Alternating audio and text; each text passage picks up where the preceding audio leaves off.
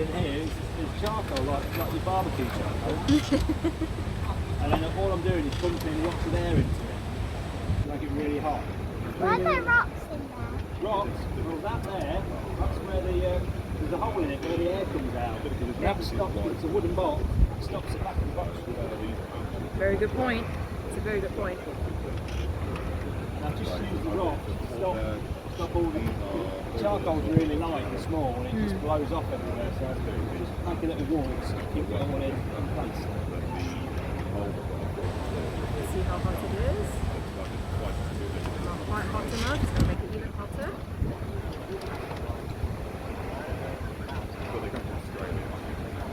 I've got some friends that live in Rockingham Forest near Corby, and they make the charcoal.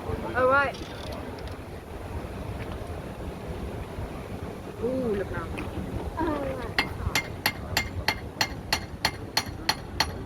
You see how quickly it cools down? It comes out red and then it's already turning black because it's cooling down.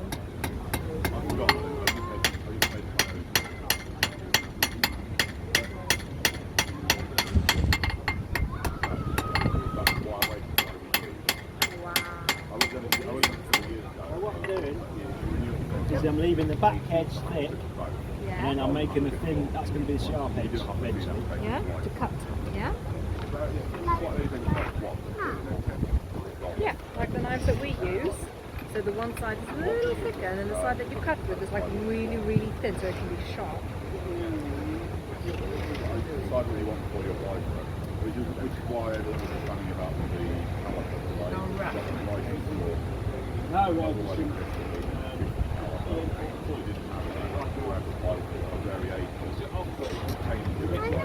How many things you One, two,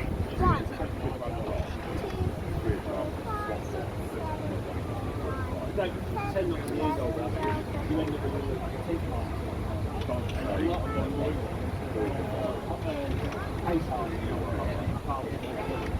The old one. Can't wait to fly. Yeah. Hey, look how hot it is again.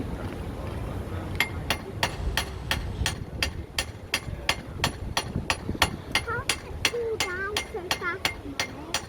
It's out of the fire.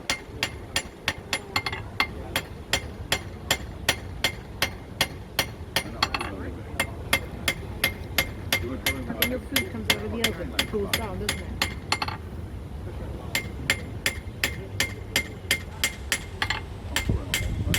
It's starting to look more and more like a knife blade. Because the one side's really thin. There we go.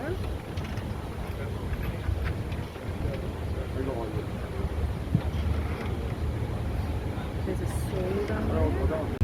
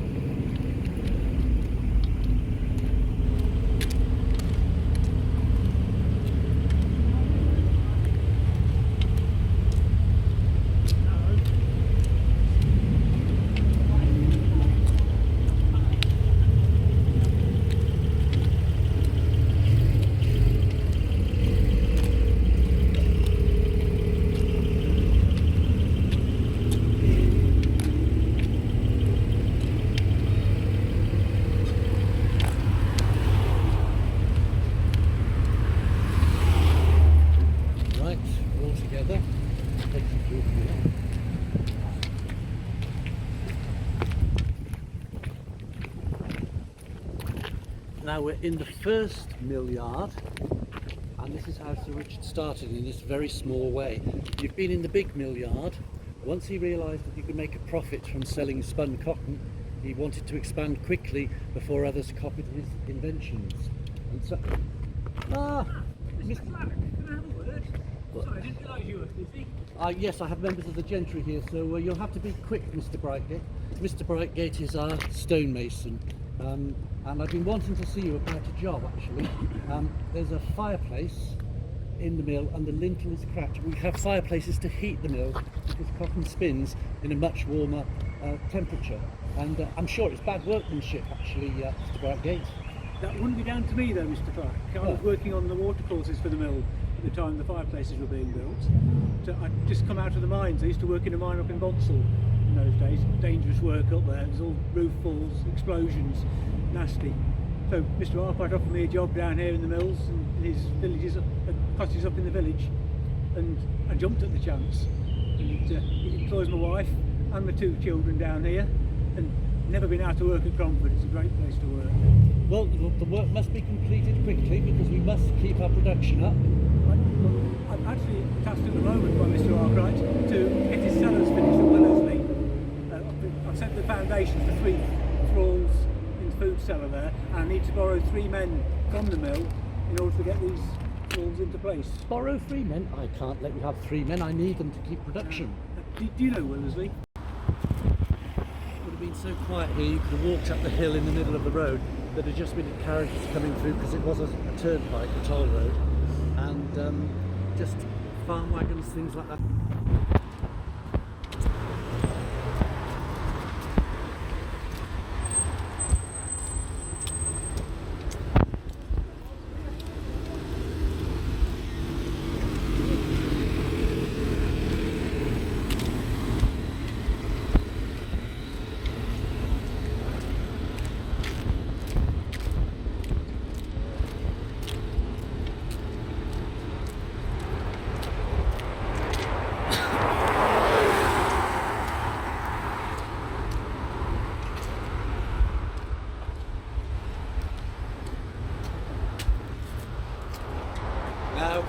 You're in Cromford Marketplace.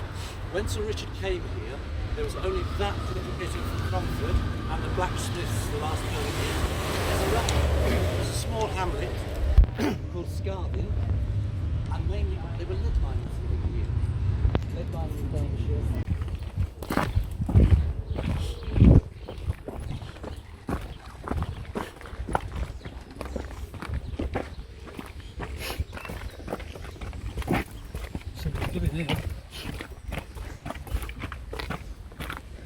Yeah, living in this.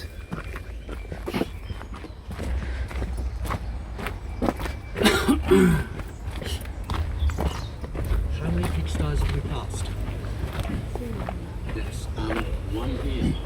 Now, if a building is of special historical interest,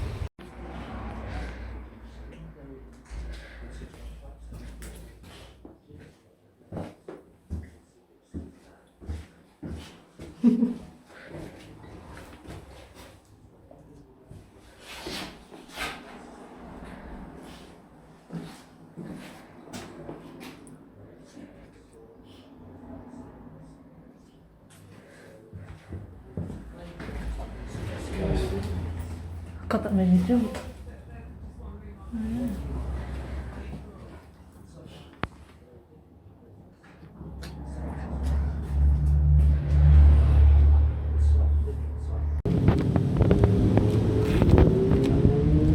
and just here would have been a lodge where the gatekeeper would have lived.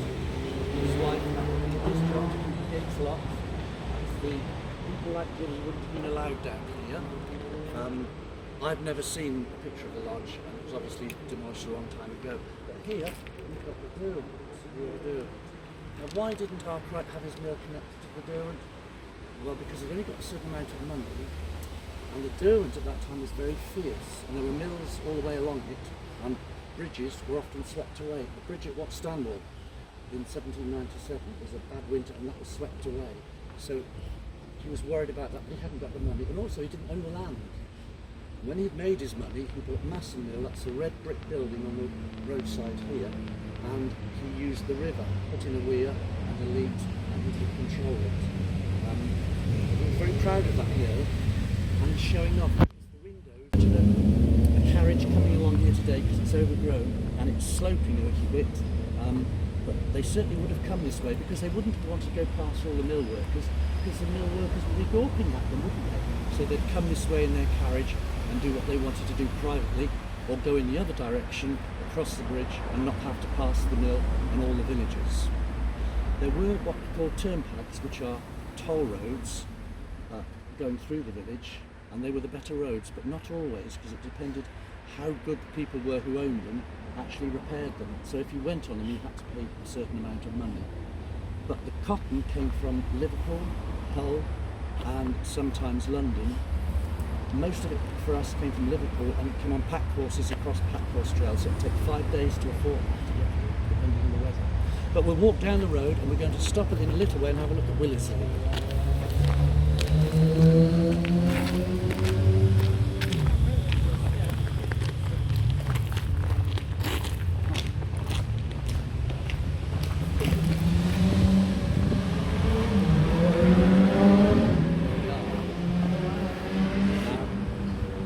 I showed you what house that Sir Richard was living in at first when he was Mr. Arkwright. When he became Sir Richard, what does a knight need? He needs a castle. So he had Willisley Castle built. And he spent a good deal of money blasting the site level, and sadly Sir Richard never lived in it. Because as it was being completed, the workmen set it alight accidentally. And he'd ordered furniture from London which was delivered, and they had to rescue the chairs, the tables, the cabinets, the mirrors, and put them on the lawn.